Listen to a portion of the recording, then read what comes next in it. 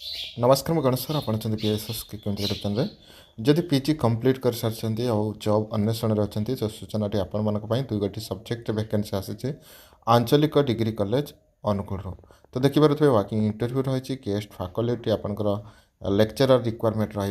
subject arts subject दुईटी economics Sanskrit lecturer economics lecturer Sanskrit तो दुई गोटी लेक्चरर वैकेंसी संग को डीईओ जूनियर क्लर्क तो देखिपे जहाँ लेक्चरर इकोनॉमिक्स एंड संस्कृत रही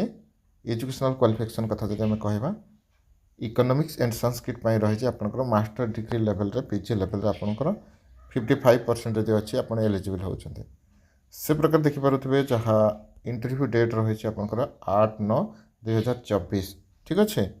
तो कॉलेज कैंपस रे हम सेप्टेम्बर 8 तारीख हम